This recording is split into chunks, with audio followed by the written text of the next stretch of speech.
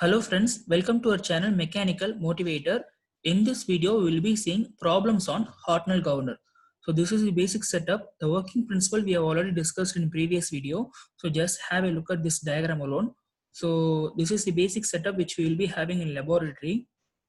And this is the ball length of the ball arm and this is the length of sleeve arm. So length of ball arm is represented as X and length of sleeve arm is represented as Y.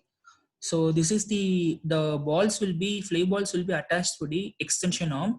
So due to centrifugal force, FC1 will be denoting centrifugal force, and this is the self weight of the ball. In the other hand, we will be having the length of the sleeve arm, right? So just imagine length of the sleeve arm, and here we will be having a central load.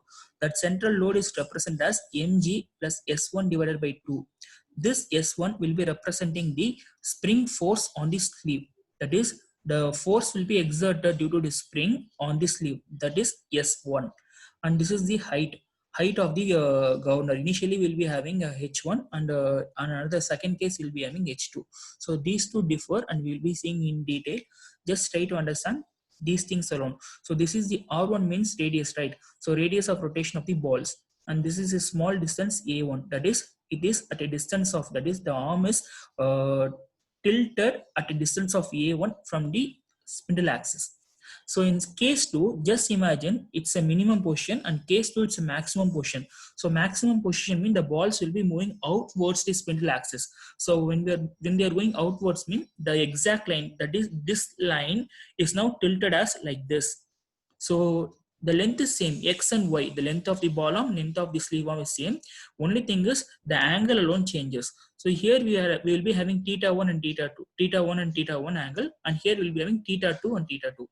The angle alone changes and everything remains same. And this is the ball attached to the extension arm, and we'll be having a centrifugal force. And here we'll be having the central load and plus the spring force on the sleeve. So this is the basic difference, and here we'll be getting a different height. And here it's initially we'll be getting a height H1 and finally we'll be getting a height H2. So these are the things, and this is the governor axis. So we will be seeing few notations. So small m will be the mass of the fly ball in kg, and capital M means central mass, central load on the sleeve, that is also kg. R1 and R2 are the minimum radius of rotation and maximum radius of rotation. It will be denoted by meter. Omega 1 and omega 2 are the angular speed of minimum radius and maximum radius. So S1 and S2 I already said, right? Spring force exerted on the sleeve at omega 1 and spring force exerted on the sleeve at omega 2. FC1 and FC2 are centrifugal force at omega 1 and omega 2. So formula will be m omega square r. So yes, capital S will be stiffness of the spring, unit will be Newton per meter. X and Y, X is the length of the vertical, that is length of the vertical arm. This is the vertical arm, this is horizontal arm, right? So this is X and this is Y. So X means length of vertical or ball arm of the sleeve. Y is length of the horizontal or sleeve arm of the lever. So both will be in meter, and R is the distance from the fulcrum O from the governor axis. So that is here. This is the R, right? So this is the distance from the fulcrum. Okay. So this is the basic formula. So just have a look at this. H will be equal to R2 minus R1 Y divided by X. So this is the formula for determining the height. So height of the lift. So two position will be there, lowest position and maximum position. For these two we'll be having a different formula, and we'll be neglecting the oblique effect of the arms and movement due to the weight of the ball. So we will be just ignoring that X1, that is the X2 and Y2 will be having separate value. So these values we will be ignoring, we won't be considering. As well as here we'll be getting two different values, that is Y1 and X1. So these values also we will be ignoring. So we'll be seeing a basic problem. A Hartnell governor having a central sleeve spring and two right-angled bell crank lever has a mass between 290 rpm and 310 rpm. So two speeds are given, 290 and 310, for the sleeve lift of 15 meter. So this height will be denoting the sleeve lift, that is how much distance the sleeve has lifted.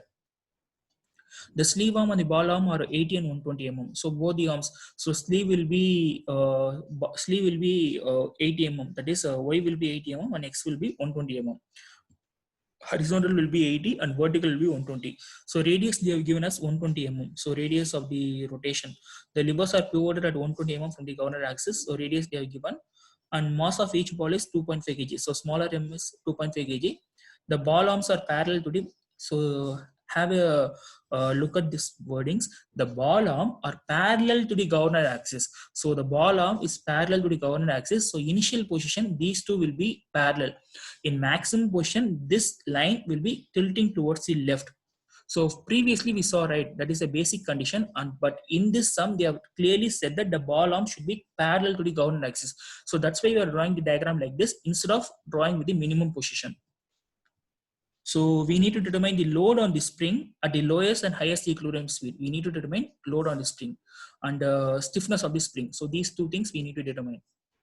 So given data they have clearly given, I mean already we spoke there, as well as same thing they have written here, and they convert into everything into meter. If you, it's your own wish whether to keep the values in meter or millimeter. So this is the initial position. So x value, vertical value will be 120 and horizontal will be 80.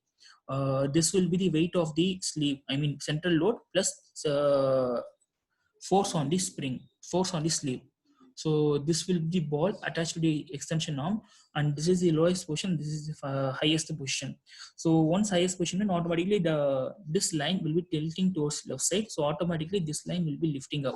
So here we will be having a separate height. So same thing, now we will be getting a separate R2, right? So R2 will be having a different R2, and this is R2, right? So initially we are getting R and R1 are same, so no issues, but R2 it's entirely different. So here we'll be getting different R2. So load on the spring at lowest and highest speed is, lowest speed is 290 and highest is 310.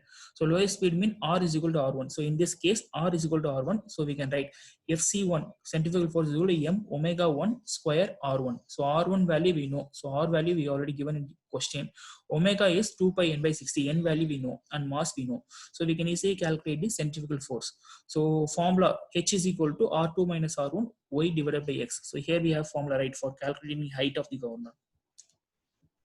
For calculating the height, we can use this formula. So H is equal to R2 minus R1 Y divided by X. So R2 value we can easily get from here. So we have found R2 value. With this, we can easily calculate the second off. That is N2 they have given 310 RPM, and R2 just now we got it using this formula. And omega we know 2 pi N. If you know N means we can calculate. Mass value we know. And finally we'll getting a value of 375 Newton. So here basically we are getting 276 and here 375. So neglecting the effect, I mean we will be neglecting that. In question itself they are given. I mean if they didn't give also, you can easily neglecting the oblique effect of forms and the moment. We can calculate the lowest and maximum portion. For lowest we will be having this formula. Actually they haven't said anything about the central load, so M will be 0, so we can ignore this. And S1 is the spring force, right? So S1 value will be 2 FC into X by Y. X value we know, Y value we know, FC we have determined for lowest position. So with that help, we can easily calculate the spring force at minimum position. And same way for maximum position also same formula, and S2 will be using, S2 will be calculating. So minimum force, I mean spring force on the sleeve is 829, and maximum position will be having a spring force on the sleeve will be 1125 Newton. So we have calculated load at minimum and maximum position. That's what they have asked. They are asked us to calculate load on the spring. So load on the spring at minimum position, load on the spring at maximum position. So stiffness of the spring, this formula is S2 minus S1 divided by H. H is the lift, we already know, right? In question they have given H value, they have given in the question, that is sleeve lift only H. H is not the height of the governor, it is the sleeve lift. So 0.15, right? This H is not the height of the governor, it is the sleeve lift. So stiffness of the spring is just substitute all the values and you will be getting the stiffness value, and you can convert into millimeter also. So second sum, in a spring loaded Hartnell type governor, the extreme radius of rotation, two radius they are given, R1, R2. The ball arm and the sleeve arm of the bell cantilever are equal in length. So these two are equal. So X is equal to Y. So the mass of the each ball is 2 kg. So M is equal to 2 kg and X is equal to Y. The reason they have given, the ball arm and sleeve arm are equal.